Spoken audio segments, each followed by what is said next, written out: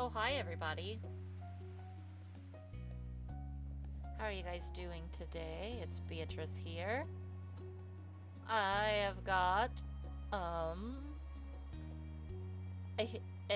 some dating December here for you guys. Yeah. Uh, I set up, it's this, blah, blah, blah, I can't talk today. It's this game called Our Life. Our Life Beginnings and Always. And it's like really highly rated on Steam. Really high rated. Like, recent reviews very positive. English reviews are overwhelmingly positive. It looks super cute. So we're gonna play. We are gonna play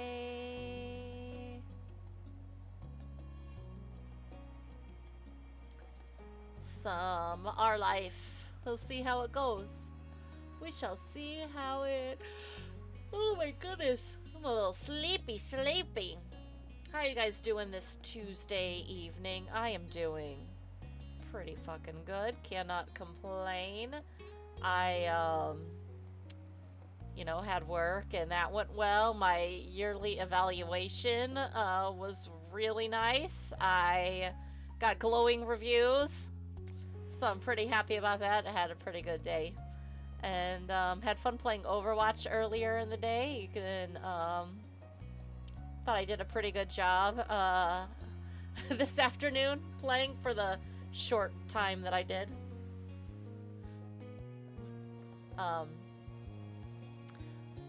If you're subscribed to me, you can check out the VOD here on Twitch. And then in a week, it'll be uploaded to my YouTube, which is linked. It'll get linked in chat, and then, let's see. I think it's on my Twitch channel page. Let's see. Channel.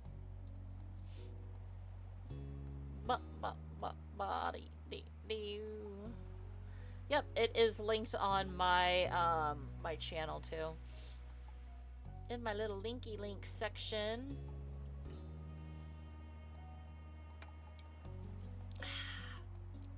Drinking Canada Dry Fruit Splash Cherry Ginger Ale. It's so good. So good, you guys. But yeah. I do have a separate stream VODs like YouTube channel, but I don't actually upload to it. I upload to my main YouTube channel, and my stream VODs channel has like everything laid out in playlists to make it like nice. So yeah. But let's go ahead and get playing. This is the game. Our Life. Beginnings and Always. It looks really cute. Let's read the description. It says, a $20 bill, 4 summers, 15 years, and a one-of-a-kind life. Create an experience that's all your own in this near fully customizable visual novel where you grow from childhood to adulthood with the lonely boy next door. I wonder if this is the lonely boy next door. This little boy with knee-high socks and a weird bandage on his arm. Oh yeah, look, there's a scar on there. I wonder what happened to him. Okay, we're gonna play a new game. Okay, it's tutorial time. Welcome to Our Life Beginnings and Always. There are various ways you can customize and interact with the game. This tutorial is an overview of how certain features work. Okay. You can read the full tutorial from the main menu to learn about everything in detail. To start off, the game is divided into 4 time periods called steps. Step 1, childhood. Step 2, adolescence. Step 3, young adulthood. And Step 4, adulthood. Our life is further divided into sets of vignettes that take place during specific periods of time. These are called moments. Moments can be played in any order or skipped entirely. You move on to the next step whenever you want by selecting that summer is ending. Steps 1 through 3 include 5 moments each, and even more can be unlocked by purchasing DLC. Some are out now, and other DLC will be released later on. Step 4 is an epilogue and doesn't include moments. A lot happens over the years that go by, especially in regard to the character you play as. You determine nearly everything about the main character: name, appearance, personality, pronouns, interests, skills, their relationship with major characters, and so on. You can decide to change the details as time goes on, with a few exceptions. Your last name, skin tone, and eye color can't be altered once set. Much of the main character's basic traits are determined on a character creation screen. As the main character grows up, more options become available on the screen. As mentioned, one of the decisions you'll get to make for your character is selecting a name. You can type in any name you like, or you can pick a preset name. Preset options are called voiced names because the name will be voiced aloud by the romantic lead. You'll get to hear him say your name as you play through the story. Oh, okay. Only the default name, Jamie, is included in the base game. Hundreds more can be added by getting a free voiced name expansion DLC. The full collection of names is separated out as a DLC because of how large it is. If you're not interested in this feature, you don't need to get it. Each name in the DLC belongs to or was selected by someone who supported this project. On the character creation screen, there's a cute doll you can decorate to get an idea of what your main character looks like with the different traits put together. Not all the things you decide about the MC appear on the doll. The script referencing what you've decided for the MC, main character, is the main way those decisions influence the game. Our life has a first-person perspective, so your character doesn't appear next to other character sprites. You only see the main character as the decorative doll and in special cut-in CG images. The cut-in CGs only appear if certain choices are made. It's possible not to see any during a playthrough. There's also a second type of special main character-based screen, the interest comfort screen. Unless you get DLCs, the game has one love interest, Cove Holden.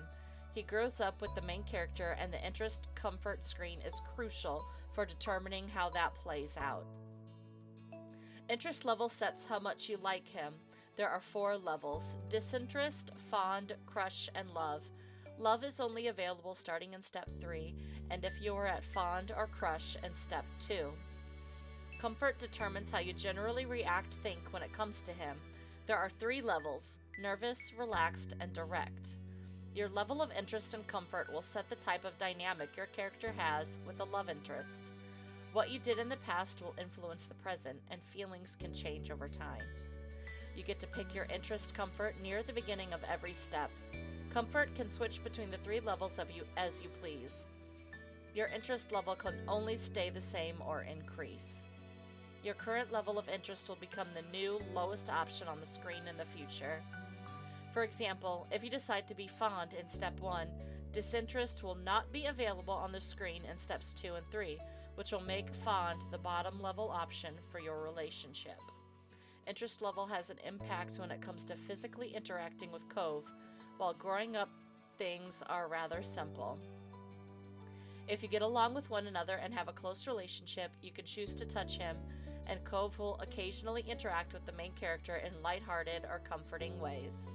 But starting in step 3, touching can become more romantic or suggestive if you're at crush or love. To make sure things go nicely with that, there will be an extra choice to determine initiative level, and a bonus mini tutorial that goes along with the choice to explain the feature in more detail. Basically, even if you decide you like Cove, the game won't force you to act on those feelings. You can always choose not to get together with him, choose not to accept or give romantic gestures, etc. If you do decide to date Cove, though, you can't break up with him later.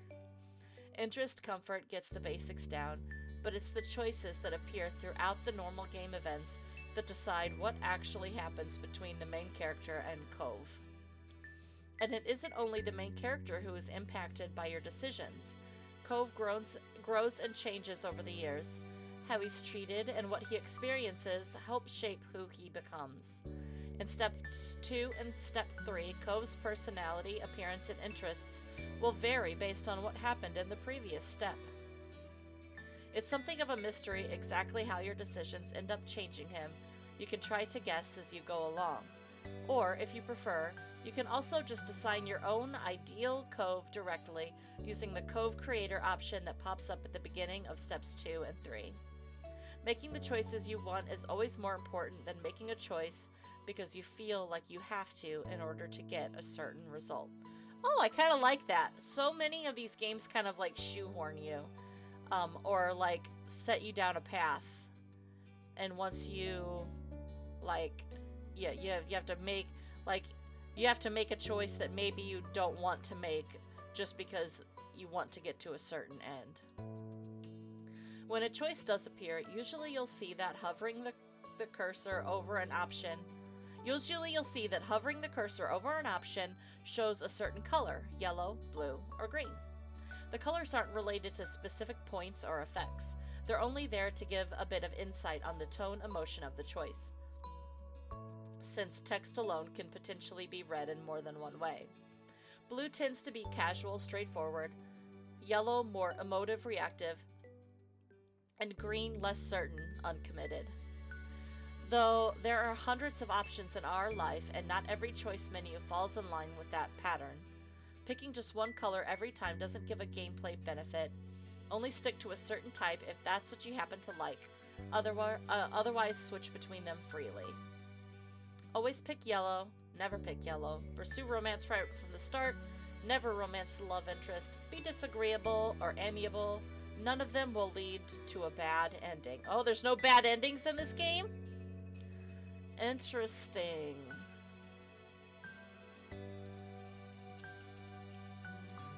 Hang on, I'm doing something real quick. I'm streaming.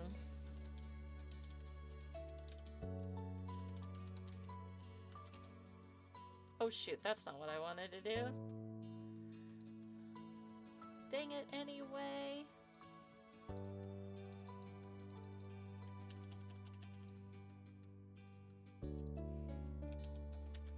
There we go.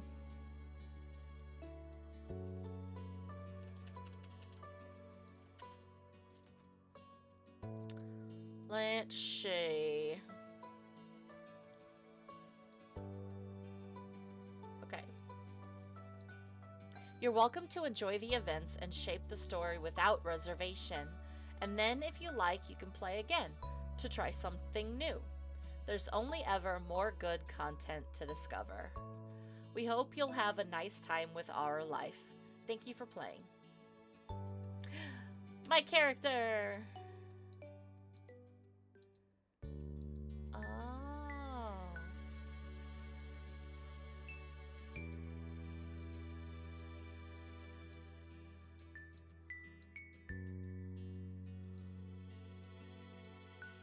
Oh, it is like super customizable.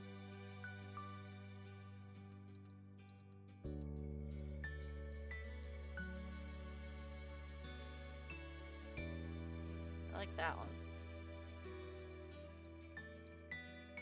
Can I make it look like me?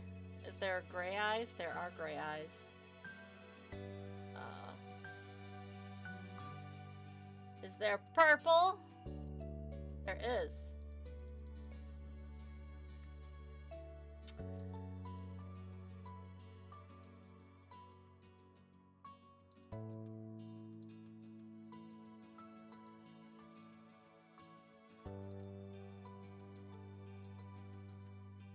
Oh, I like side 2. I like that one.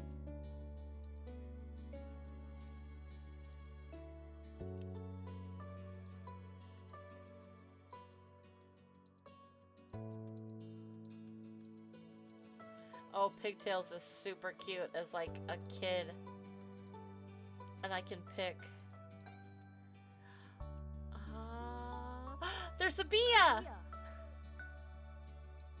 Bia. There's a Bia! I wasn't expecting there to be a Bia! Yeah! Yay! Oh my gosh. Oh, I'm so happy there's a Bia! Oh, there's a bunny too.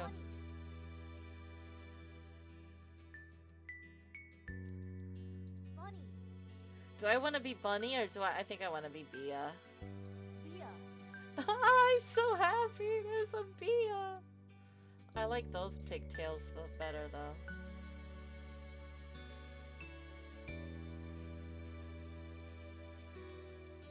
Let's go back to the Pigtails 2. Oh, okay. I'm trying to figure out like where all the birthmarks are.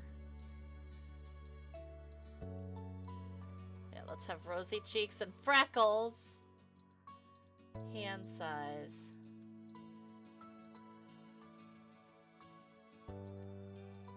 I guess medium. Fit glasses my whole life, so let's put glasses on there.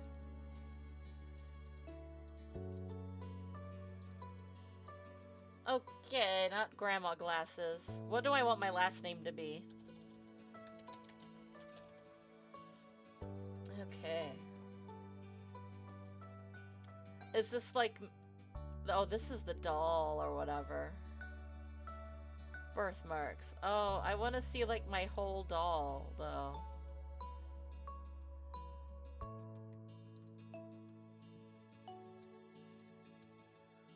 I'm fine with anything.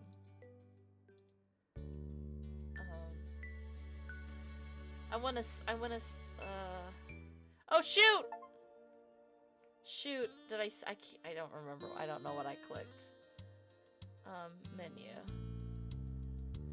No, save. Menu. Oh, here we go. Config. Oh. Huh. Well, that's not quite what I wanted. I guess I'll just go with it. Okay. Oh, shoot. Okay. Do I have to scroll all the way to the top? No. Oh, it was a popular tourist destination with people coming from all over to enjoy the beach, the weather, and the relaxation that came with both. The smell of the ocean, crisp and salty, hung in the air, bringing 3 whole months of schoolless vacation with it. During the summer, your moms didn't like you to wander too far outside of your neighborhood, so you knew the area pretty well. That included the people. Families came and went from Sunset Bird, but they mostly stayed and did what your mom called putting down roots. They built businesses, they got to know each other, and they definitely said hello to the nice young kids who waved when passing their stores. Going for a walk around town mostly meant that the familiar, friendly residents waved or asked how your family was, or most often just said hello. Oh, you didn't really get why they always had to say hi. They saw you every day, but you nodded back at them anyway. I mean, yeah, I would say hi to people, right? I was too anxious to say hi back. But they all knew you well enough to expect that. Yeah, I'll say hi to people. You enjoyed learning all about where they were visiting from and hoped to visit those places one day too. But today there was a man sitting on the curb outside your house. Let me turn the music down just a little bit.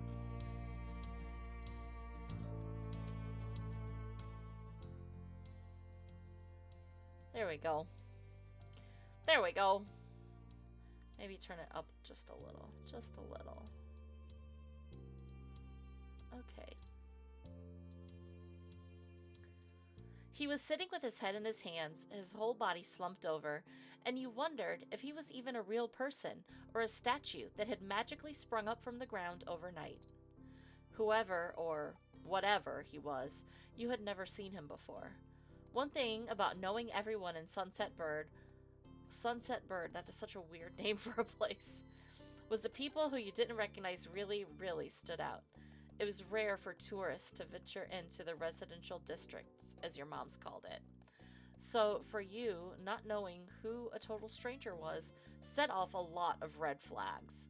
Your mom's had a talk with you and your big sister Lizzie about this kind of situation before. You hadn't exactly been listening to the time. You think it could be okay to talk to new people.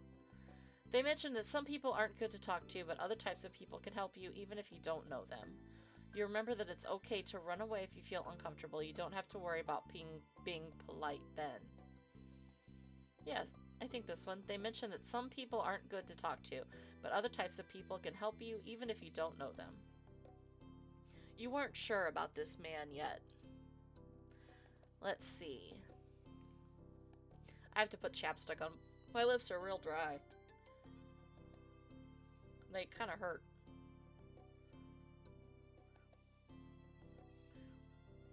Let's see. Still, you felt a bit scared knowing that he was blocking the way to your front door. But you were pretty interested. You wanted to know more about what was going on or whether he was nice or not. You didn't want to be bothered. Yeah. Still, you felt a bit scared knowing that he was blocking the way to your front door. You slowed down, your mind racing for ideas on how to get past him unseen, but it was too late to escape. There was a split second where your eyes met and you took in a shaky breath, your eyes darting to the sky, pretending to stare at a bird who was hovering nearby. Hey! His voice startled you and made you jump, but you still didn't look at him. The bird landed on top of a nearby gate post, and its black feathers ruffled against the gentle breeze.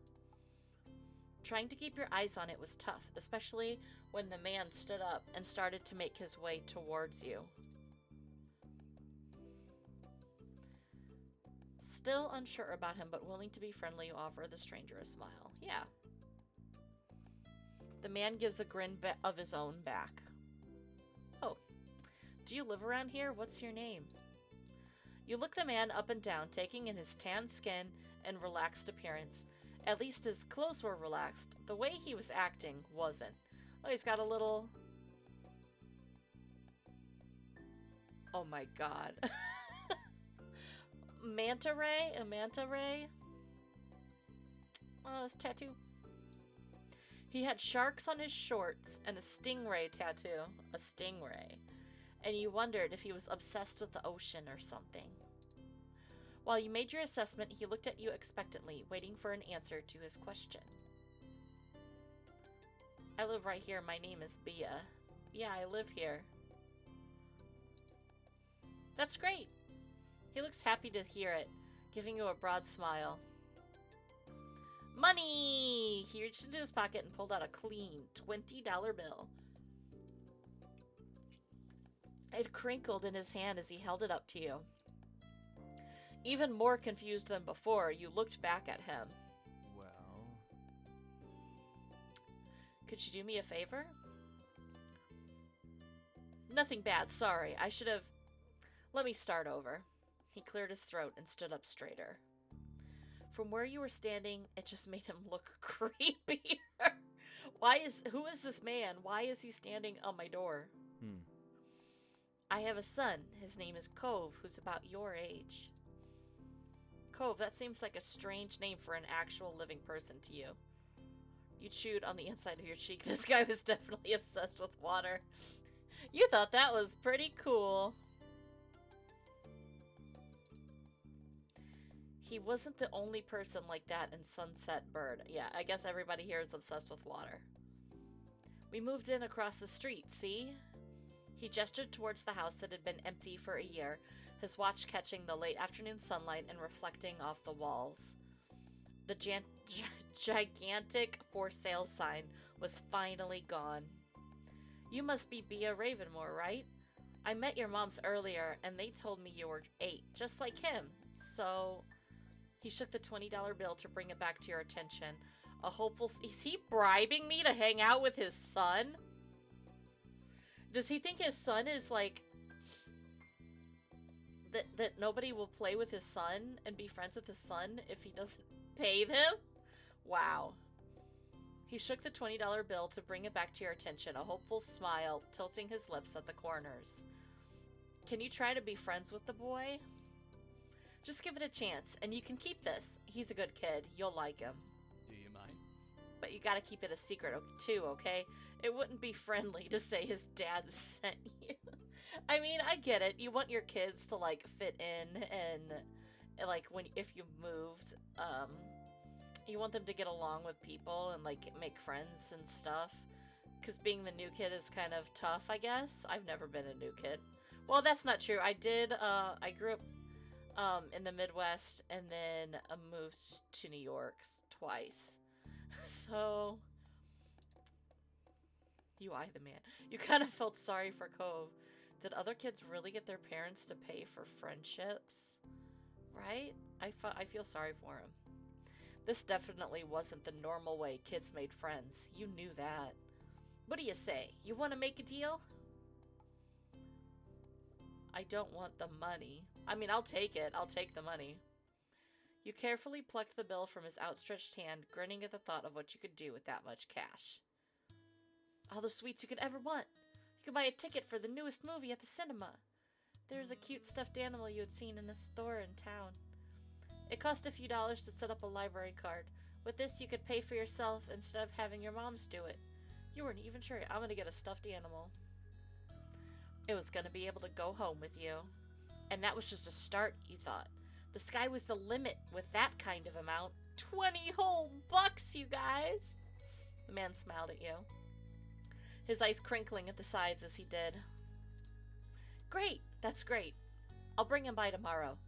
I wanted him to meet and greet with the neighbors today, but, well, I don't know where he's gotten off to.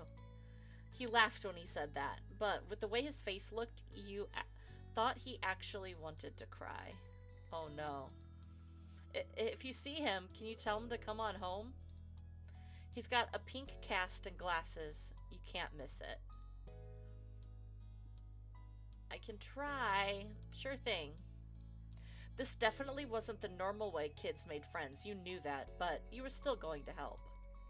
The man smiled and reached out to pat you on the head, paused before doing so, and then pulled his hand away instead. Your moms are already checking around for me. Such a thoughtful group you are. Now I better go look too. Can't put everyone else to work while I keep sitting here. I thought he might come back and... That's not what's important. I have to go. Thanks again, Bia, so much. He jogged off down the street without another word. You decide to check the hills behind your house. Is the kid here? Step 1, first sight. The chirping of crickets in the tall grass greeted you, quiet and familiar. From the top of the hill, you could see the ocean. As you walked, you listened to the crash of the waves on the shore and the seagulls squawking as they settled down for the night. You always loved the ocean. It was so much fun. You love to hear stories about the sea, about the merfolk and sea serpents you imagined living beneath the waves. You don't enjoy the beach that much, especially the sand, which got absolutely everywhere. So you pick this option if you're Anakin Skywalker. But I love to hear stories about the ocean. Sometimes you could almost convince yourself you had seen the flash of a shiny mermaid tail in the distance. You took in a deep breath. You wanted to try to relax and couldn't. You weren't sure what, but something told you that you weren't alone. So you glanced around. There he is. There was a boy sitting at the top of one hill, almost completely hidden within the long grass and white flowers surrounding him. His head was buried in his knees, staring ahead by himself. He's got wiggly eyebrows.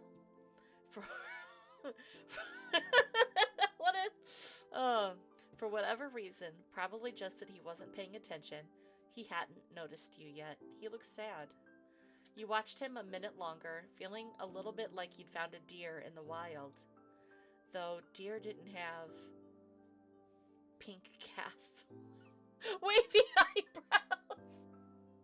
That's the first thing I noticed. He looks sad, though. He's got a sad frown. Which one? Sad frowns. But this new boy did. You wondered what could have upset him. After a few more seconds, you took a step forward, then another. And then he glanced your way. He's looking at me. His aquamarine eyes reflected the light of the moon. You stopped, raising a hand to acknowledge him and show him you weren't scary. Hey, Space Cadet. That's so mean. Hi, are you lost? Hi. With a start, he jumped to his feet, his hand balling into fists at his side. He didn't say anything, just stared at you in a strange way. You look sad. Why are you sad, little boy? He'd been crying. There were traces of tears on his cheeks and his knees, soaking the hem of his shorts, and his eyes were still shining with a few more. You'd obviously caught him off guard. His pink cast seemed to glow in the twilight, though when he caught you staring at it, he hid his arm behind his back. Something the man earlier had said stuck out to you. Cove? Ah. Eyes wide, he studied you. How'd you know that? You touched the money in your pocket, feeling it crinkle beneath your fingertips. I met your dad. I'm all-knowing. That's a lie. Tell the truth. Okay, your dad told me who you were. Oh, he sounds so sad. So, is this your hill? He gestured with his uninjured arm to the patch of grass surrounding you, his face falling at the prospect. I can leave if it is. Yep. You can't own a hill. Why not? How could you? You just do. I had a hill back home. Well, this still isn't mine. Oh.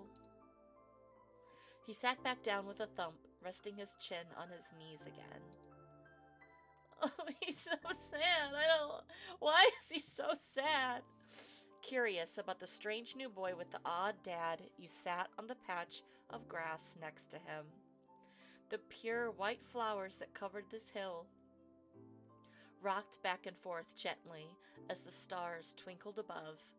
The way they dotted the sky made them seem like flowers, too. The night wind was cool as it traveled over the ocean and up the hill, chasing away the heat from the afternoon sun. Yeah, I want to know both. Why'd your family move? A quiet hiccup escaped Cove as soon as you asked the question. Does he look more like his mom? Because he does not look like his dad at all. Or is his dad like a stepdad? Almost like they'd never stopped, his tears started up again with a vengeance. Oh no, I hurt his heart. My parents, they don't want to live together with me anymore. Oh no, his parents are getting divorced. The tears fell fast and heavy over his flushed cheeks, sticking in his dark lashes. My mom made my dad leave, and he took me with him, and now we have a house here, and I want to go home. The outburst took you off guard. By the time he was done wailing, Cove's chest was heaving with exhaustion. He sniffled and removed his glasses, wiping at his eyes with the back of his hand before he put them back on again. I hate this place. I want my real life back. I want my mom. Your dad seems kinda nice. Stop crying! God! I'm sorry. He slipped his hands underneath his glasses and pressed his fingers against his eyelids. Cove wound himself up again for another long crying fit. You felt bad for him, being forced to come here with no choice. You couldn't imagine what it would feel like to live with only one of your moms, but it must be pretty hard. But from way off in the distance, you heard your parents. Bia! Cove? Kids, where did you go? Cove looked at you, tears still clinging to his cheeks. Don't tell them we're here. I want to go home. I don't want to go back to that house. I want to go home. It'll be okay. You were struck by a sudden need to reassure Cove. It's not gonna be all fun, but isn't he your family too? Yeah, I guess. Then you can count on him when you really, really need him. You shot him a grin and pushed yourself to your feet. Slowly, Cove stood up with you, still looking a little reluctant. His dad's voice rang out again. Cove! Cove, can you hear me? He looked towards the sound of his dad's voice, silent, then turned away while rubbing his not bandaged arm. Sorry, I still don't want to go. Yeah, let's just wait silently with him. Yeah, I get it. You do? Before you could answer, you heard Cove's dad, even closer than before. There you are, bud. The trio of parents appeared over the curve of the hill. Instantly, all their eyes landed on you and they rushed over. Oh, these are my moms. I look nothing like my moms. Both of your moms were at your side in a split second, faces filled with worry. Bia, you're here after all. We had been at the park to check for Cove and then heard what happened earlier when you met the new neighbor. I thought you might have gone off further away. Why is everybody acting like this is such a big thing? Cove didn't want to go home just yet.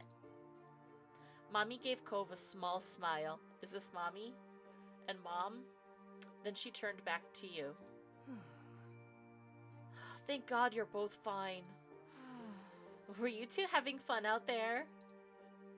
You looked over at Cove, who was wiggling against his dad's tight hug and pushing at his arms. Yeah, I like him. He's gonna think I'm gonna marry him. Yeah, I like him. You nod, smiling slightly. Aww. Finally letting go of his squirming, scowling son, Cove's dad turned to the three of you. That's a relief. Thanks very much for finding him. I really don't know this neighborhood. Good thing Bia knows this whole area so well. Absolutely. We should be getting home now. It's been a long day for us all. Say goodbye, Cove. Bye. The two of them walked off into the darkness, heading toward the neighborhood. You watched Cove's bright pink cast until it disappeared. Tell you what, we'll have a proper play date tomorrow, okay? Your new friend's dad wanted to bring him by to see you and Lizzie. How does that sound? It sounds like words. Sure, can I show him my stuff? Of course. Then, okay. Both of your moms laughed, and the sounds overlapped into a warm, familiar chorus. Mommy put her arm around your shoulder and led you towards the path. Why do they both got big boobs? Big boobs, mamas. Satisfied and more than a little ready to go to bed after your long, exciting day, you followed them home. Choose your feelings for Cove. This is how you feel towards Cove for this step. It can change in later steps. Think relaxed. Fond. I'm fond of him. Okay, yeah, I'm just fond of him. I am fond of him. It still doesn't. Ooh, animation on. Ready. You won't be able to change it. Yes, I am okay with that. What is it? Stop playing. Start playing step 1 using the font interest level. This is an achievement. At the breakfast table the next morning, you finished your food faster than usual. Your sister Lizzie had run out earlier to go play, but you'd stayed put. Today, just like your moms had promised, Cove was coming over to hang out. Excited to see your new friend, Bia? Yes, I am. How sweet. I'm so happy he moved in. Okay. With that said, are you done with your breakfast? I don't know, am I? Yeah. With all the exasperation an 8-year-old can muster, you looked at your empty cereal bowl, then at Mom. Okay. Okay, attitude, kid. Will we see? Good job. He should be here soon. Cleanup began, and then, on cue, there was a knock. It was hesitant, like the person wasn't sure they were in the right place. Still loud, though. We need to get a more obvious doorbell. I know. Bia, could you get it? Wiggling out of your chair without really pushing it back, you made your way to the door. Hey, Ravenmore family, thanks for having us. Mr. Holden, as your moms have called him, and his son were here. Cove looked different in the bright lighting of your living room, and when he wasn't crying. With his dad standing in front of him and Mom and Mommy behind you, you and Cove looked at each other. Pleased to see your new friend again, you smiled at Cove. He smiled back with some hesitation. Oh, do I want to twist my threaded... Do I have a threaded bracelet? Do I have a crystal bead bracelet? Do I have a flower bead bracelet or a shell bracelet? Which one? Which one? Like, this is like... The threaded bracelet is like a friendship bracelet, right? Threaded. Let's go play in my room. Okay. Oh, don't sound so excited, sir. Take care. Let us know if you need anything, you two. Have fun, kids. See you. See you later, son. Play nice. You lead him to your room, puffing out your chest a little bit at the sight of your treasures. What is this thing? What is it? What is it? What is it like? This strange? It's creepy. It's kind of creepy. I don't like it. A jester penguin? What is it? Like I painted a picture of my sheep. There were lots of stuffed animals, a cool bed, and a window to look out. It was a great room. You hadn't had anyone to show it to in a while, but you were really proud of it. He leaned in a little closer to one of your drawings on the wall. I like this. I drew that. Cool. You smile at him.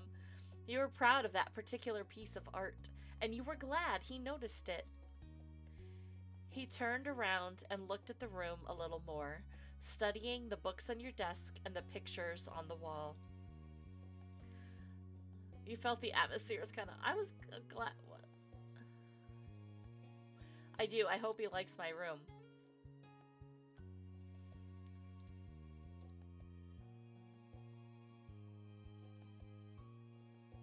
Oh, sorry about that. You had put a lot of effort into making your room as nice as it was. You hoped he didn't say anything bad about it. Then his eyes landed on a tiny box of beach things you'd collected, tucked away by your door. He took a step towards it. before hesitating and pointing at it instead. What's that? A hoard of stuff I found on the beach. Oh. Do you have any driftwood in there? Dragging the box into the middle of the room, you and Cove flopped down next to it. I think so. Yeah, see?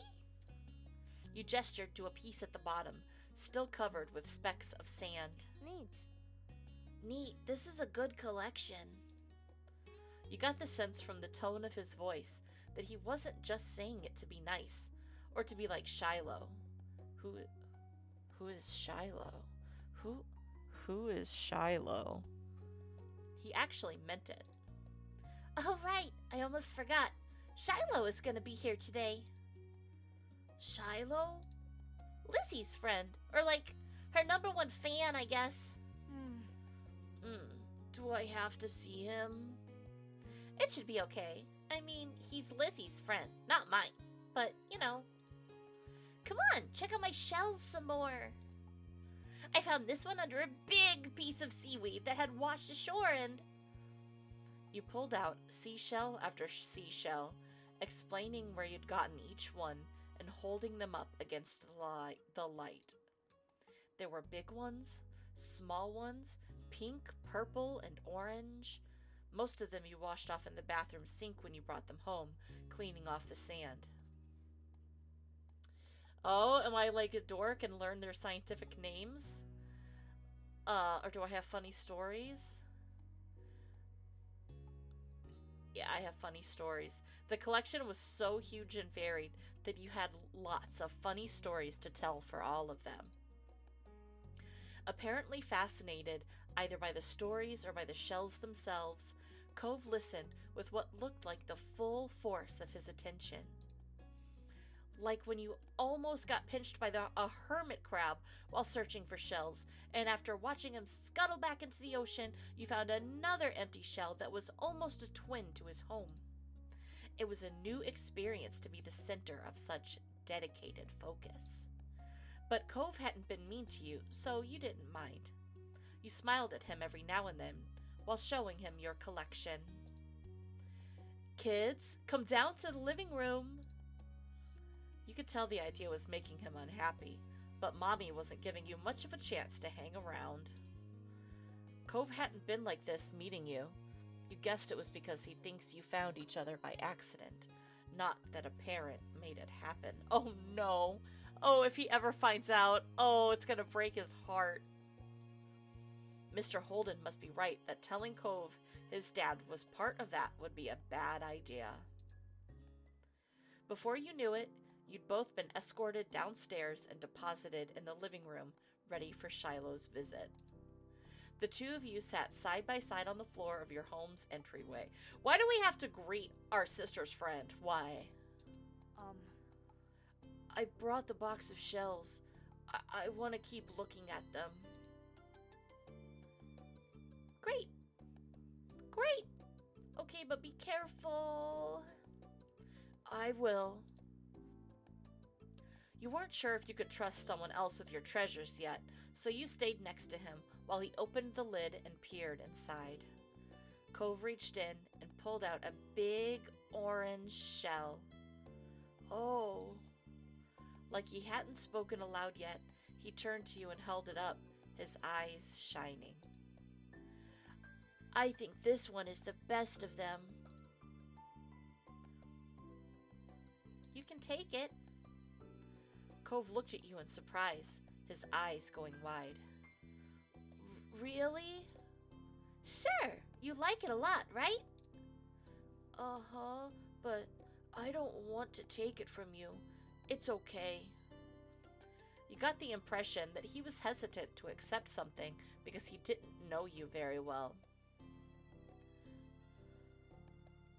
I insist. No, it's okay for you. You push the shell against Cove's chest. Oh, look at is he embarrassed? Willing him to receive the present, but Cove firmly shook his head and kept his arms tightly at his sides. It was a battle you couldn't win, at least not today. Cove was your neighbor now. Maybe you could give it to him another time. The two of you were still sitting on the floor looking through your collection of beach findings when the doorbell finally rang. Cove jumped, startled by the sound. Since the person hadn't knocked, you figured it was probably Shiloh. He knew where to look for that. Lizzie's friend? You nodded, but that didn't seem to make Cove feel better. It was already obvious that Cove didn't hide his feelings well. You could tell what he was thinking right away. This isn't a good idea. You'll be all right. He's here. We can't tell him to leave.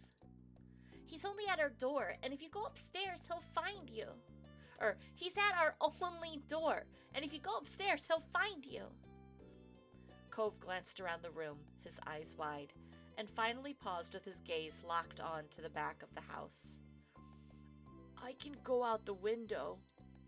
He was already walking towards it. Scrambling to think of something to say, you stepped forward, then paused. Do you want to break your other arm? Shiloh's the least scary person alive. I'll come with you. Hurry, they'll see where we're going. He glanced back at you, then nodded. The two of you made your way to the window together. It wasn't much of a distance to clamber out, but by the time you landed gently in the bushes, you looked up to see that Cove was already taking off away from the house. He was not that fast, but neither were you. He was not that... Yeah, he'll be fast. I don't know if I can outrun him, though. At that speed, you weren't sure if you could go fast enough to reach him. Hey, wait up! You ran as fast as your legs would take you, grass whipping around your ankles as you did so. Cautiously, Cove slowed to a halt and looked back at you. Where are you going? I don't know. Somewhere else. I just don't want to see... Oh, what is Shiloh? I had to see him. I had to see him first. You looked back and saw Shiloh huffing down the hill after you. The backpack he clutched bouncing all around, oh my god. What is talking today?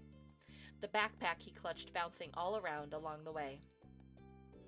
What are you doing? Can I come? He must have seen you leaving out the window and followed behind. Hi. Oh gosh. Oh hi. Are you Cove? Yeah. I'm Shiloh. Okay. Are we going back or are we gonna play outside? Shiloh's eyes moved between you and Cove. The smile remained strong on his face. I got a tiny frown from Cove in response. You were just grateful he asked why you had been running away, or he hadn't asked why you had been running away. Inside, we left the box on the floor. Right, my shells and stuff. We have to make sure they're okay. Okay.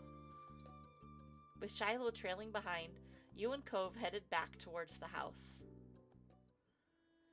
The Cove does not look happy. The plan for the afternoon, at least as far as you were concerned, was to sit and look at the beach things some more.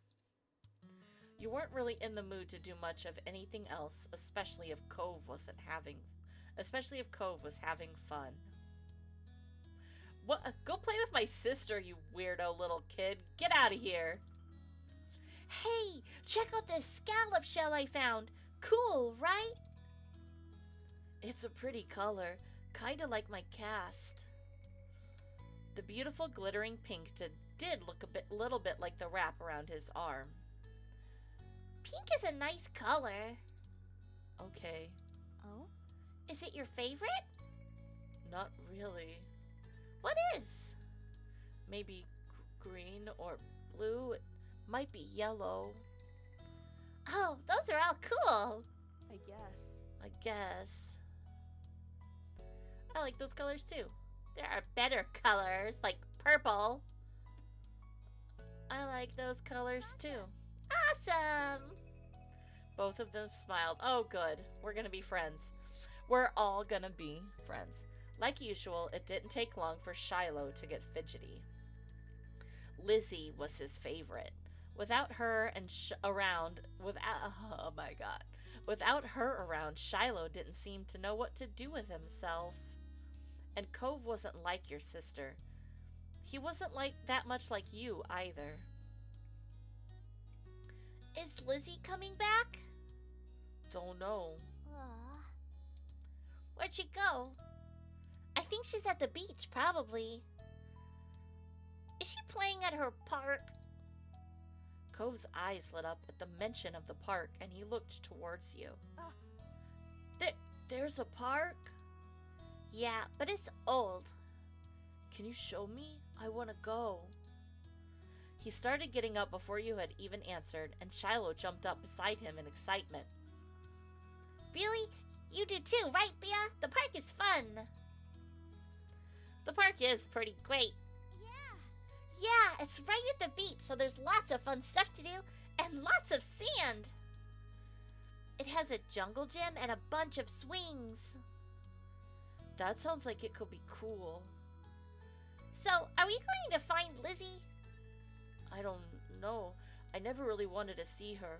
I just want to check the park out. Adrift without any direction, Shiloh finally turned to you. Okay. He perked up. Both boys wanted to go. It was only fair. Why does Cove look so sad? This poor boy. Why is he so sad? After getting permission from your moms, the three of you were ready to head out. It was a short walk to the park. Lizzie had convinced your moms that it was so short, she should always be allowed to walk there by herself. How old is Lizzie? When you found her, she was hanging on the jungle gym, swinging back and forth. Hey, Lizzie! Her face lit up when she saw you, her big brown eyes going wide. Bea! Shiloh! Hi! She dropped to the ground and landed with a soft thud in the sand. In a split second, Shiloh had abandoned you two and scrambled over to stand by her. You were used to being left out when it was just the three of you, but now Cove was here. You wondered if he would leave too. That's my sister. She looks nothing like me. She looks absolutely. I am like the odd duck in this family. I do not fit in. Who's that? It's Cove. He's new. Hi. I remember. Hi, Cove. Welcome to my park. No one ever comes to play here, so this is where we get together. She gestured widely with her arms as if to present the area to the newcomer. Without interrupting Lizzie's speech, Cove whispered in your ear, quiet enough that the others wouldn't overhear. I thought kids couldn't own places like parks or hills. You couldn't help but laugh a tiny bit. While Lizzie continued talking, you took the chance to kick off your shoes and wiggle your toes through the warm sand. Nice, huh? In this neighborhood, I'm the one who comes up with the ideas. You are? Uh-huh. Yeah, I am. Who else could handle the job? Oh, she's older than me? Lizzie is the oldest. By a lot. My mom said you're Bea's age. Yeah. Thought so. I'm still the only one in this group with double digits. Oh, is she 10? What about other kids? Other kids? There aren't any. We're the only kids here, and Shiloh is just visiting from another place. Not even tourists really bring their kids here. This is the land of ancients. Be careful that the oldies don't try to steal your youth. Oh. Don't tell this poor kid that, my God. For a second, it looked like he might cry again. I'm gonna karate chop this bitch! But something in his eyes shifted and he looked back at Lizzie. What kind of old people? Like moms and dads or grandparents? grandparents who don't have kids. They hate kids. Why? We haven't done anything. Stop saying stuff like that. You're gonna upset him. You interjected quickly, hoping Cove wouldn't start crying again. He sniffled, his forehead creasing with worry. Don't pick on the new kid, Lizzie. God, Lizzie is such like a snot name. Like, I'm sorry if you're named Lizzie. It just sounds like, you know, it's like Angelica from the Rugrats. Like, Angelica is like, you know, one of those names. Lizzie is another. Lizzie was staring Cove down, but Cove wasn't even looking at her anymore. He didn't seem to care that she was there. He went into his own head. Shiloh was the next one to speak, completely unaware of the situation. He's just in his own little world. I met Lizzie and Bia in school. You'll see tons of kids there once summer is over. I don't want to go to a new school. I don't want summer to end. Shiloh looked down to the dirt. He hasn't had much luck striking up conversations with Cove. I like summer vacation a lot too. All the building tension in the air suddenly vanished when Lizzie laughed. At Shiloh's discomfort, at how weird she thought Cove was, at something else entirely, you didn't really know. But she laughed, face scrunching up. Okay. Welcome to Sunset Bird Cove. Take a seat, put up your feet, and get used to it. Oh, you offered him a small smile, and that, at least, looked to reassure him some. For the rest of the summer, Cove was always there. You saw him more often than Shiloh, and on some days, when she was in a bad mood or busy, you even saw him more than Lizzie. He became a staple of your everyday life, the way sun and lunch and the beach were. During your first summer together, you really liked Cove. He was a fun person to play with, and he seemed to like playing with you, too. Of course, that was only the start of things. Oh, man. Oh, this is all DLC. Okay. Fireflies. Fireflies. That sounds fun. All right. Tonight we're going to catch fireflies.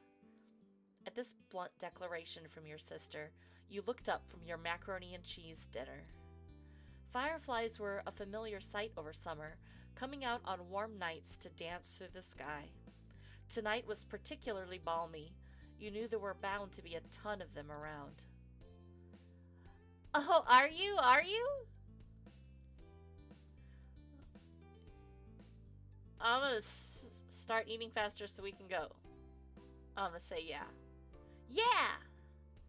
You rocked slightly from side to side in your seat, already excited for your after-dinner activity. Catching fireflies was a great way to spend a summer evening, and you could already envision the little lightning bugs drifting through the darkened sky.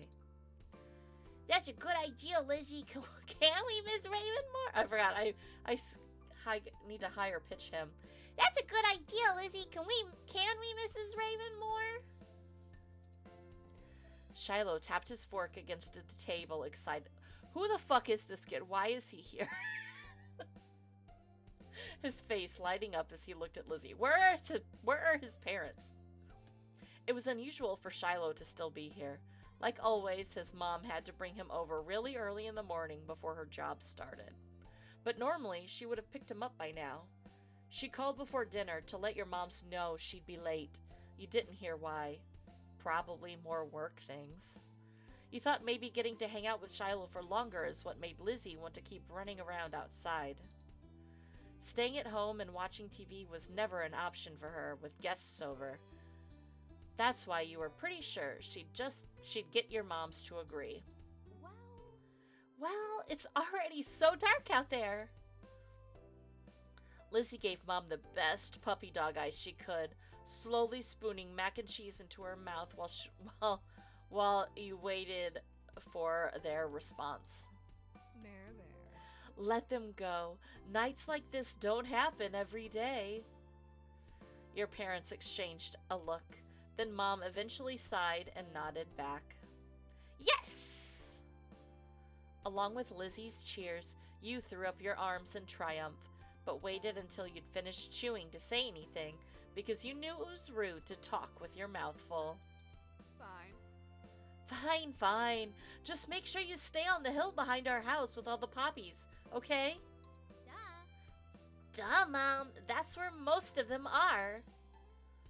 The idea had only just been planted in your head, but already you could just picture all the glowing lights spread out in front of you, like the fairies from the bedtime stories Mommy read sometimes. All too quickly, it became a race to see who could finish their food first. No choking at the dinner table now. That's right. If someone died, we'd have to cancel the Firefly trip after all. Mom said it like a joke, but you knew that they were both telling you kids to slow down. Shiloh did immediately. When you glanced at Lizzie, you saw her still eating faster than she should. Elizabeth! Jeez. No one is gonna die. Sheesh. A knock on the door interrupted Mom before she could no doubt scold your sister. I'll get it. Your big sister jumped out of her seat and ran over to the door, pulling it open without even looking out the window to see who it was. Huh? What if it was a robber? You shifted, is it Cove? You shifted in your seat to try and get a glimpse of the unexpected guest. It's Cove. Good evening, Cove. Your mommy had already walked to the door by the time you managed to see past Shiloh's flappy hat. Hi, Cove. Hi, you're here. Cove smiled at your enthusiastic greeting, and you hoped Mommy would ask him to stay. It didn't matter why he was there. It meant he could join you in oh my god. I need to go to bed. It meant he could join you all in catching fireflies. Then, for a few seconds, Cove said nothing. He only stood there and looked up at your mommy with a face almost like he was considering turning around and leaving. Needed to drink something, Jesus. My dad told me to drop this off because I guess he borrowed it from you. Cove took a familiar screwdriver from out of his large side pocket, eyes now dropped to the floor. We left ours back home when we moved. Great, thanks, bye! Thank you. Thank you. Here, why don't you come inside for a bit? Lizzie crossed her arms and lifted her chin. Cove shrugged, and Mom stood up from the table too. I'll give your dad a call to let him know you got here all right. Cove shuffled fully inside, eyes remaining on the ground. Mommy closed the door behind him. Hi. Hi, Cove! Shiloh gave Cove a friendly smile while waving by holding up his hand and opening and closing his fingers. Cove nodded in response. You could come outside with us if you want to. From the corner of your eye, you could see Lizzie glaring at you for mentioning the excursion to an outsider. Trying not to meet her gaze, you looked at Cove. Whatever Lizzie thought of him, he wasn't exactly a stranger anymore. We're gonna catch fireflies on the hill out back. You said that with a smile, hoping Cove would want to come. Yeah, I can do that. I've never caught one before. It's too bad he didn't have a chance before now.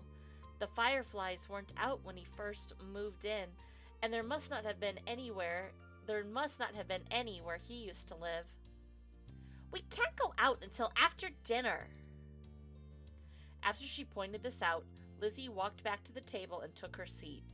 There wasn't much left on her plate. Since this was very true, you decided to finish up your own stuff as well.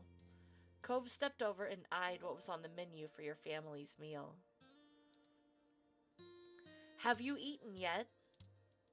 Yeah, my dad and I ate earlier. What did you have? Eggs. The clipped one-word answer seemed to discourage Shiloh from asking any more questions. His eyes slowly wandered back to the last scraps of food on his plate. Her phone call with Cove's dad must have ended because your mom came back in the room. Okay.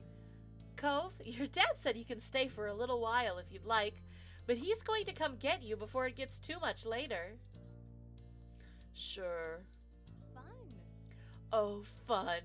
This will be so nice. As you polished off the meal, you hoped it would be too. The three of you all finished eating shortly after, and Lizzie led the way outside. Remember, don't stray too far. It's fine, Mom. Shiloh trailed so closely after Lizzie, he was nearly stepping on her heels. Cove hesitated at the door. Coming? After a moment, he did. Bye. Bye, children. The two of you were a good 10 or 15 feet behind Lizzie and Shiloh by the time you walked outside. You pushed the door shut behind you, watching their figures get farther and farther away. You're so slow, Bia. We don't have all night. You start to run when you heard Lizzie's voice calling you, but paused when you saw Cove still walking at a relaxed pace. Come on, let's walk with him.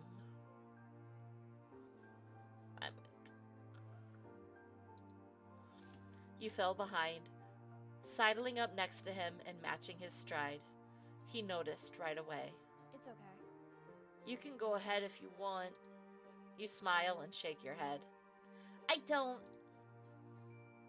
After a short while, the two of you reached the hill behind the house. The fireflies were out in full force, floating on the breeze, their gentle glow winking in and out and creating an almost magical effect. Lizzie had already climbed to the top. Shiloh was spinning in circles somewhere around the middle. Wow.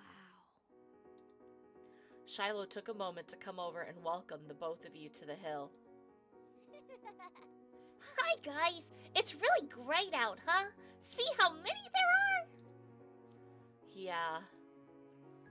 A firefly danced through the air, landing on Cove's sea green head.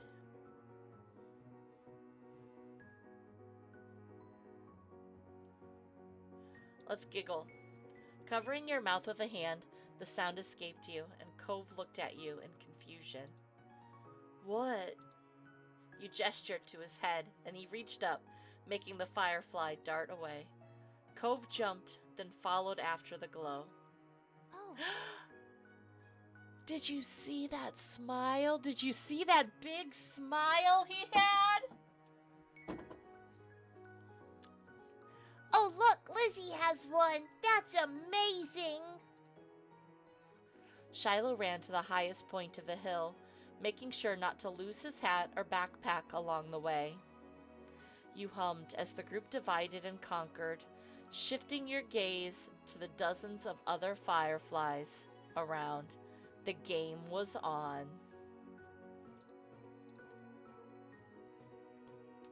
You had a bandage on your thumb? No. A palm? 2 bandages? On my palm. Spotting one close by, you approached it with assassin-like stealth, crouching down to make yourself seem like less of a threat. Slowly dragging one foot in front of the other, you crept up towards it, arms outstretched. You closed your hand around the little glowing orb, careful not to crush it. The firefly landed on your palm, almost docile, and you stared down at your prize in delight. Its tiny legs tickled your skin, and you giggled at the sensation. Cove kept up with his own target, but when he tried to grab it, his pink cast waved awkwardly through the air, foiling his efforts to clap his hands around the firefly. Cove watched it vanish into thin air with a dissatisfied expression on his face. Yeah, let's encourage him to try again. You'll get the next one. Did you catch one? You nodded, and Cove gave up his hunt for the moment, coming closer and peering at the insect still crawling across your palm. You held out your hand and he leaned closer, eyes widening a tad behind his glasses. Cove remained hypnotized by the little bug as he inched his hand closer to yours. Ultimately, he settled his fingers lightly over top of the ones you were holding open. It tingled. I want to stay very still. The last thing you wanted was to accidentally scare the shiny treasure off. Oh, look, there's my little band-aid on my palm. The firefly, noticing the new connection, crawled up onto Cove's hand. He quietly gasped. It worked. Yeah, you got one. Cove's lips turned up into a slow smile, and his eyes shined brighter than the bug. Thanks, Bia. With a laugh, he gave the palm of your hand a friendly smack, performing an awkward low five. Oh, look, he's smiling, you guys, he's smiling. Startled by the extreme movement, the tiny light disappeared before you could even blink. Your firefly was gone. Sorry. I forgive him. That's okay. I couldn't keep it forever. You're right. Right, bugs have to stay outside. Let's get another.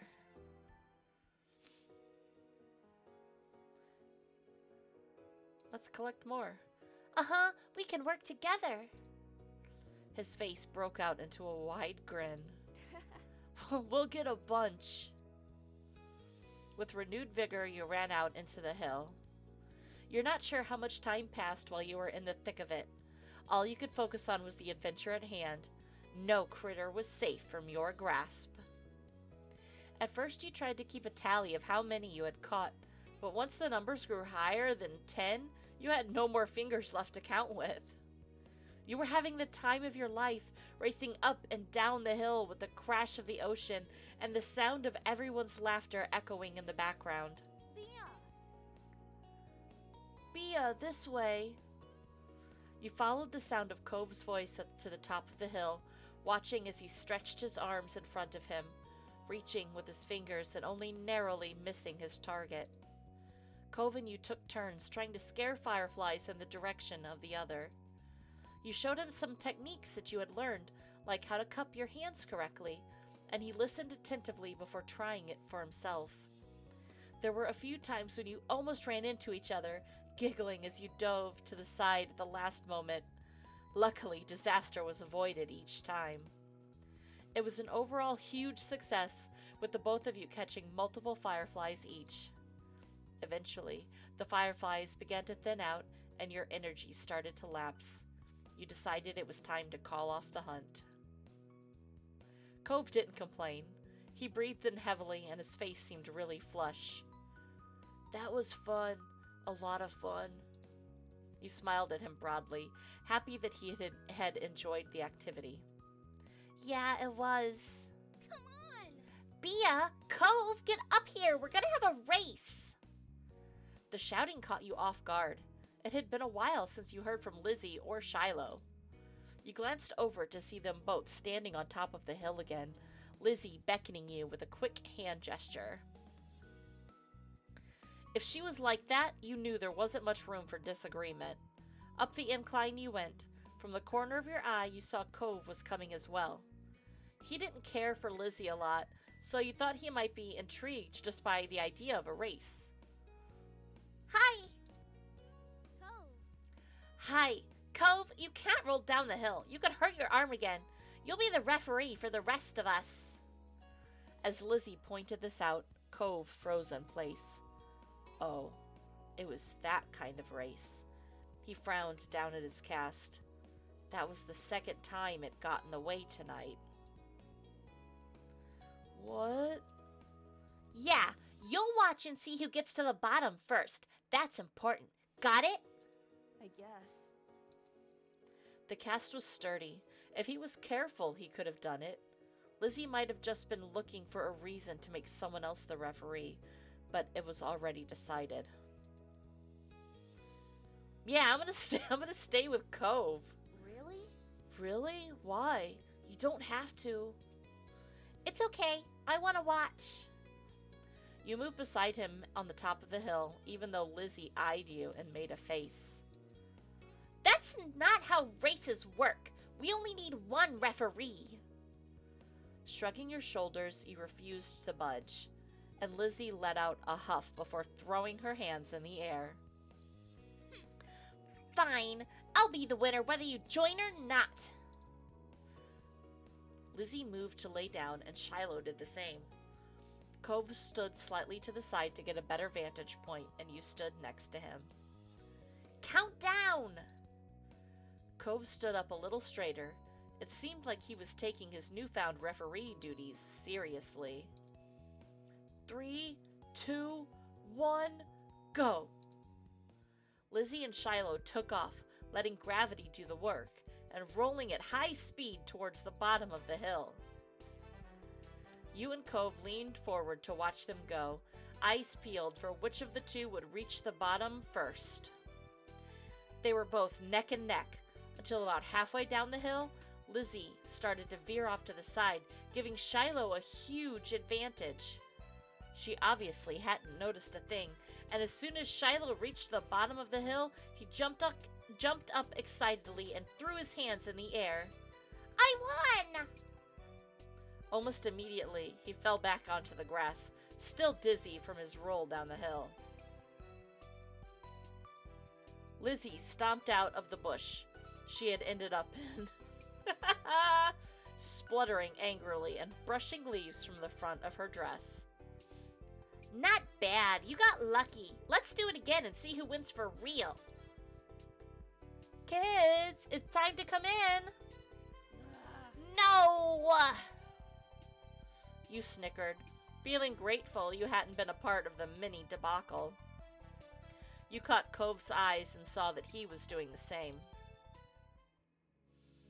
It had gotten late and was beginning to feel just a bit chilly as you made your way out of the hills, but the cold in the air hadn't dampened anyone's spirits. The four of you walked back home together side by side down your neighborhood street, discussing the evening, with each person trying to prove that they were the one who caught the most fireflies. Look, we got Blue Boy, Orange, Yellow, Orange Girl, and Green Boy.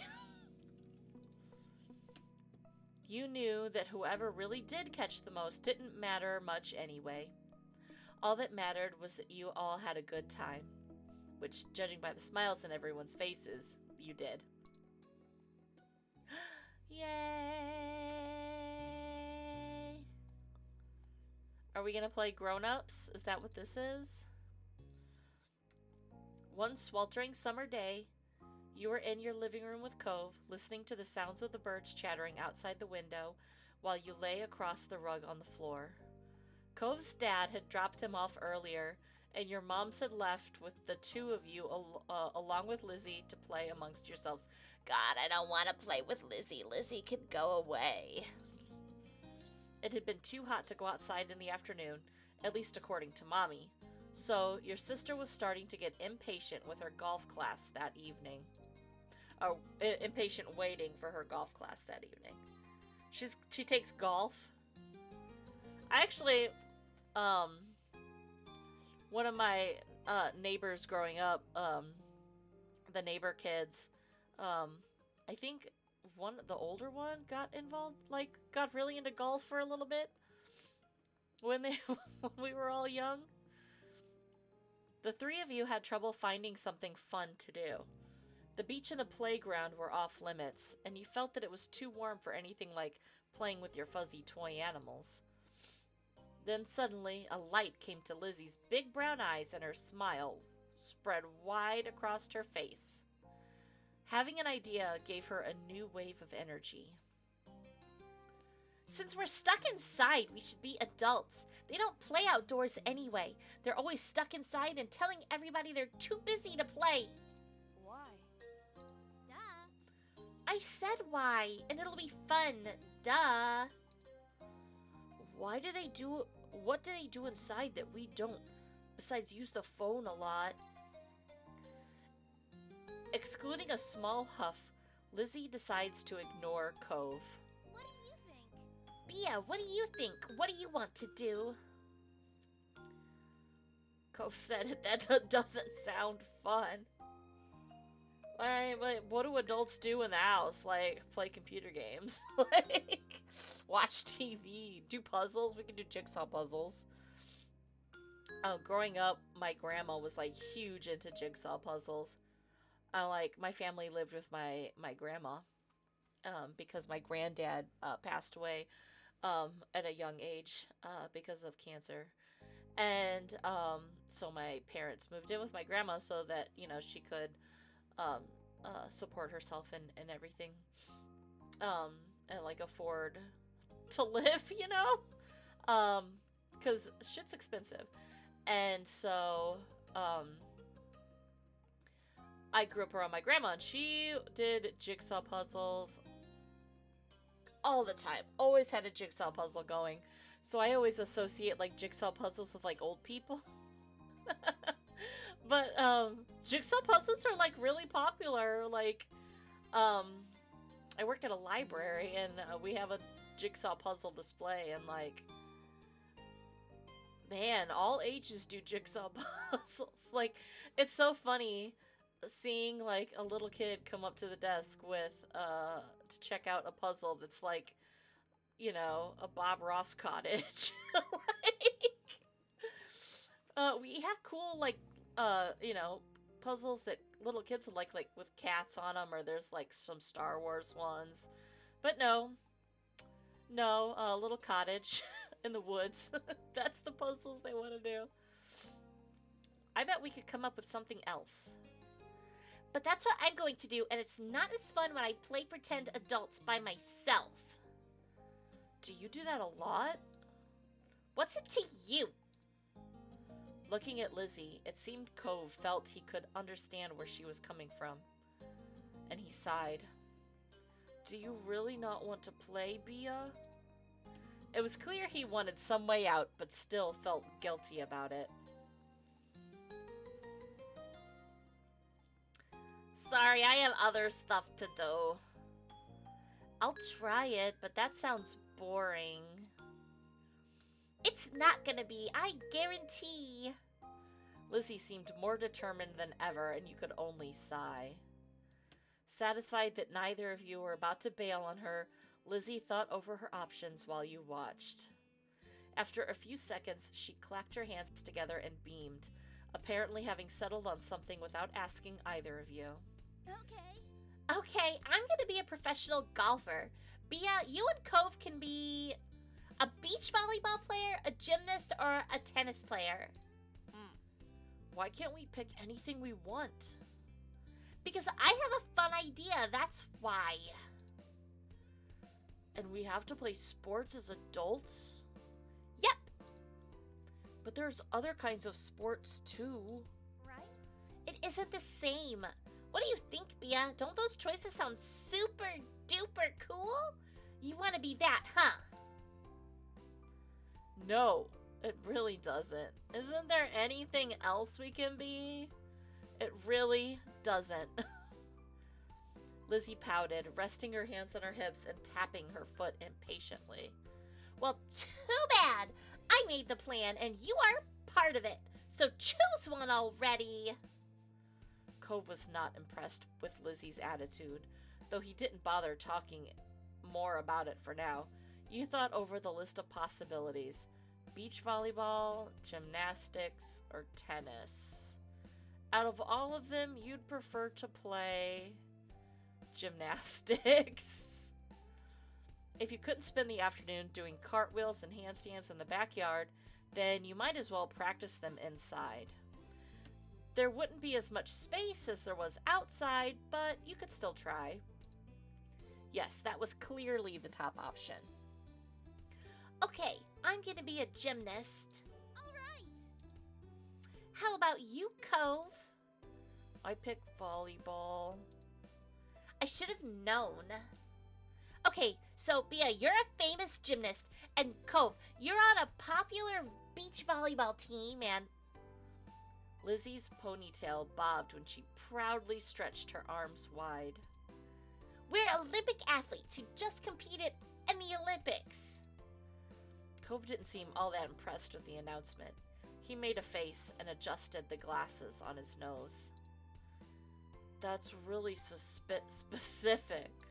Rude. That's what makes it fun. Anyway, Lizzie marched back and forth in front of the both of you, getting lost in her own imagination. I won all gold medals, and people are calling me the next Mickey Wright. Who's that? Lizzie stopped on the spot and turned on him, her brown eyes shining with impatience. Dude, I don't know who the fuck that is either. It doesn't matter if you know who she is. It's a golf thing. You guys won medals too. Cove, your team was bronze, and Bia, you barely missed out on the gold and got silver. It's more real if we're not all in first place.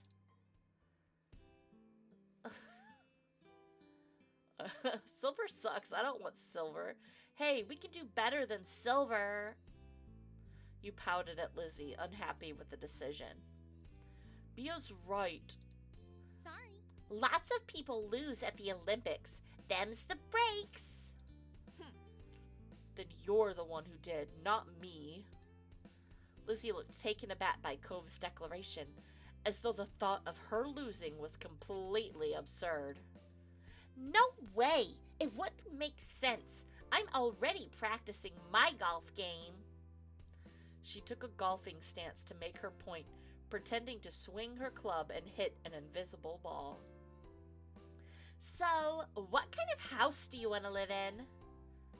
Cove hadn't changed his mind about winning, but thinking about where he'd live as an adult appealed to him, apparently because he looked back at Lizzie with some of the anger fading.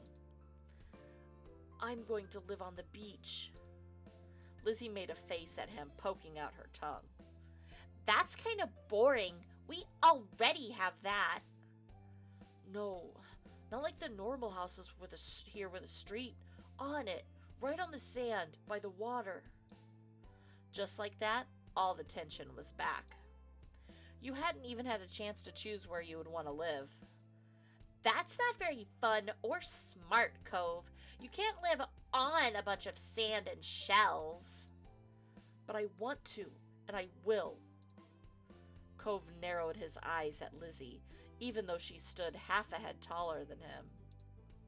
You didn't give out a list of things to pick from this time, so I'm picking that. Why are we playing pretend if we can't even imagine anything? Jeez, well, I'm gonna live in a mansion far away from here and far away from you. One with an indoor pool and a place to practice my award-winning golfing. It's not fair.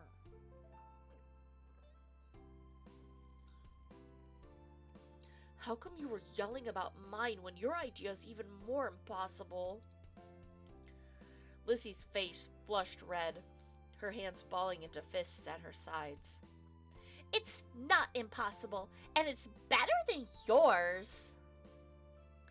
Disagreements always seemed to crop up when the two of them were together, and you always felt like you were stuck in the middle. But when it came to the topic at hand this time, you thought, Cove was right. Cove was right. Cove's idea is good. You shouldn't say yours is the only right one. No one asked for your opinion. He smiled slightly over the agreement, then turned to Lizzie with bolstered confidence. You can swim wherever you want if you live on the beach. We can still swim any time we want from where we live now. Being a little closer doesn't mean anything. Says you. The two of them scowled at each other. You're being so unreasonable. You. I don't get what you want. This game doesn't make sense. Ugh. It does. You have to be realistic. I said that. But you're not. You had no idea what to do to make them stop at this point. It seemed like the two of them would just keep working each other up as long as they could. Nothing you'd said so far had kept them from being mad. Thankfully, like a greeting card angel, Mom walked into the room. Lizzie rushed to her, hanging onto the hem of her shirt and poking out her tongue at Cove. Lizzie, Bia, it's time to get ready to go. You alright with that? Sorry you have to leave early, Cove. Their mommy said she'll walk you home so you won't be left in the cold. Cove was still glaring at Lizzie, his face flushed red with anger. I can go by myself. But... Bye, Bia. There was still a harsh edge to the brief farewell, but you knew it wasn't you he was mad at. Without giving Mom a chance to stop him, Cove stood up and stalked out of the room, shoulders drawn tight. Huh? Okay? Worried, Mom turned to look down at you and Lizzie. You two were playing nice with our new friend, weren't you? I'm gonna tell the truth. We were playing pretend and things got intense. They were like cats and dogs. Your sister's jaw dropped, looking betrayed, as Mom put both hands on her hips. Elizabeth! I told you to be kind to him. He's having a hard time right now. Lizzie's mouth closed back up, replaced by a tiny frown. I know, I tried, but he was... That's enough. No buts. We both know you can show someone a great time when you put your mind to it. But we're going to apologize to Cove and his dad over the phone when he gets home from work tonight. Lizzie hung her head, dragging a foot across the ground in front of her. Okay, Mom. Good girl. You caught pieces of Lizzie sulking to herself about how it was his fault, too. But it was over. All right, we better get a move on. Let's go. Let's go, kids. Noelani, where did you leave the car keys? Mom hustled you all out the door, and you noticed during the car ride to golf practice that Lizzie was quieter than usual. She was usually the first one to request which music to listen to in the car, but she didn't say a thing. Your parents noticed she wasn't in the mood to be bothered. They gave her space, and Mommy just asked what you'd like to listen to.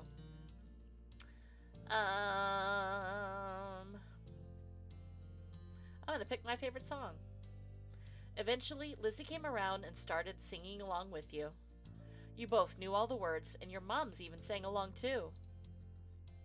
When the car ride was over, you spent the twilight hour watching Lizzie hit things with other girls her age. You didn't know much about golf, but you could tell that she really liked it, so you sat with your moms and tried to puzzle it out. It was nice sitting outside after being cooped up in the house all day, and you stretched out your legs to let the last few minutes of sun warm your skin.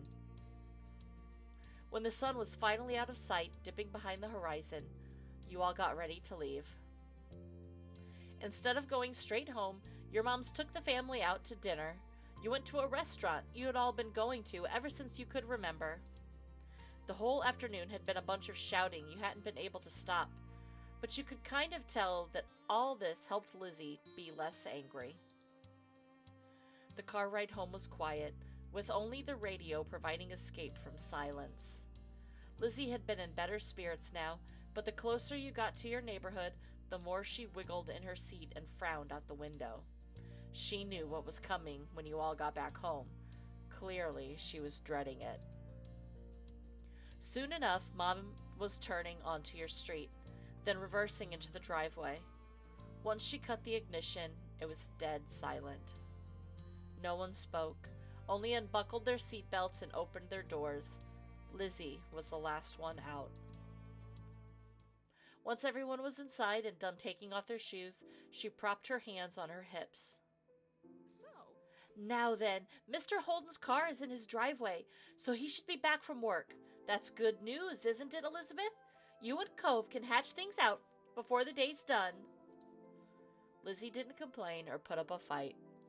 Her head ducked so she didn't have to meet anyone's eyes. She nodded once. Good. Let's move this to the kitchen. Mom went over to the house phone, the rest of you following behind her. Mommy put a gentle hand on Lizzie's shoulder as they walked side by side. You watched them from the back. This was only happening because you told on Lizzie. Yeah, it was her fault for doing it. It was her fault for doing it in the first place. You hadn't done anything wrong by telling the truth. It wasn't like Lizzie was going to say it on her own. The four of you stood around the kitchen in a lopsided square. All eyes were on Lizzie, who kept her gaze on her feet. You remember the number for Cove's house, don't you, honey? Lizzie jerked her head in another nod, sullen. Without further prompting, she stepped forward and she began to dial. Beep boop boop bop beep boop bop. Oops. The phone rang a couple of times, then stopped. Mr. Holden's warm voice came through the other end. Evening, Holden residence. Lizzie looked over at Mommy, unsure. She nodded encouragingly. Hi, Mr. Holden. It's, Lizzie. Can I talk to Cove? Absolutely. Lizzie Ravenmore? What a surprise. But of course you could say hey to the boy. He sounded cheery as usual, though definitely meant it when he said it was a surprise. You thought hard, and you were sure that your sister had never called Cove's house before. Mom spoke up before Mr. Holden or Lizzie could say anything more. Her arms were crossed over her chest. Her lips pursed. Hi, Cliff. Noelani, Bea, and I are here too. Good evening. We're sorry to bother you so late. I'll say hello. Hi, Mr. Holden. The gang's all here, huh? Is something the matter? His voice grew a bit concerned. Mommy was quick to reassure him. No, well, yes, but it's all going to be okay. Lizzie and Cove got into a bit of a fight today. We were hoping that the two of them could talk and make up. Is this a good time for you and Cove? What? A fight? Cove didn't tell me anything about that when I came home. It does explain the funk he's been in tonight. He chuckled lightly. Despite that, it didn't seem like he really thought it was funny. Anyway, it's good. You didn't catch us at a bad time. I'll go grab him for you. There was some shuffling on the other end. He must not have gone far because you could still hear him calling out. Cove, there's someone on the phone for you. After a beat of silence, there was more muffled talking from Cove's dad. Come on, bud. Lizzie just called so she could talk to you. Are you sure? Bea's on the other end listening too. Don't you want to say hi? It took a bit of back and forth, though the conversation seemed one-sided, since you couldn't hear Cove properly. Eventually, Cove took the phone from his dad. Hi. Hello? Hey, it's Lizzie. Yeah, I know. Dad told me. Cove's tone was defensive. Lizzie turned to Mom, scowling. One stern look from her, though, and Lizzie turned away. Sorry. I just called to say I'm sorry for not playing nice with you today. I won't do it again. Lizzie's eyes were downcast, her voice low. You could tell she felt uncomfortable apologizing to Cove in front of everyone. She was still being genuine about feeling bad. Cove must have realized that too because he sighed quietly. Me and Bea should get gold too. That's right. Lizzie had kept denying you two what you deserved. Lizzie was momentarily stunned, silent by the demand. She probably forgot that had even happened already. All right, we all win the gold. Okay, I guess I'm sorry too. A sense of relief washed over everyone at his acceptance of the apology. Mom uncrossed her arms while Mommy's shoulders relaxed. Lizzie's eyebrows raised up. You wondered if she thought that he'd refuse her apology. Dad, can I get off the phone now? You couldn't see him, but it was obvious that Cove, I keep wanting to call him Cole, Cove felt awkward about the situation. He had come off uncomfortable the entire time, really. Yeah. Yeah, you can go back to your room if you want. Be sure to say goodbye first, though. Bye, Lizzie. Bye. Bye. Bye, Bia. You perked up at the mention of your name. You smiled, even if he couldn't see it. Bye, Cove. With that said, Cove must have handed the phone back to his dad and left, since Mr. Holden spoke up. That's a relief. All's well that ends well, as they say. Thanks for arranging this. I'm sure he appreciates it. As Mom replied, Lizzie tugged on Mommy's hand to catch her attention. Can I go now? Good job. Sure, sweetie. Thank you very much for apologizing to Cove. Mom flashed a brief smile at Lizzie and nodded her agreement. Given permission to leave, Lizzie scurried off towards the stairs. She seemed to be feeling much better with the incident behind her. Mom and Mommy returned to the phone, taking it off the speaker. They continued to talk to Mr. Holden. You couldn't tell what about. You were glad that was the end of it all. Lizzie and Cove might not get along, and probably still won't, but they weren't mad at each other anymore. Mom and Mommy weren't upset either. Everything was finally back to normal. With that thought, you retreated to your own room with a spring in your step. I think I'm going to end that here for today, though. Let's save. Yes, let's save. Thank you so much for hanging out with me this evening.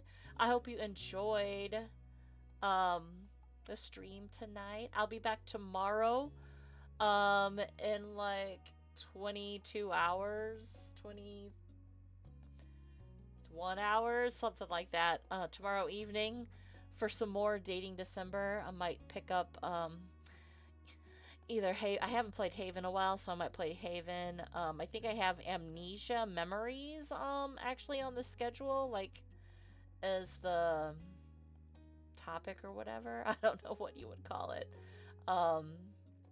But we'll see. It's all up in the air. Might play more of this maybe. I don't know. It's what I feel like doing. It's what I feel like doing. So, yes, I will see you later this evening. Oh my god. I need to go to bed. I need to take a shower and go to bed. Oh, my brain. My brain is fried. I was so anxious about getting my evaluation done today. Even though I know I have no reason to be. It makes me nervous. Yep. So yeah, I'll see you guys tomorrow evening. Have a good Wednesday, and take care of yourself. Hydrate.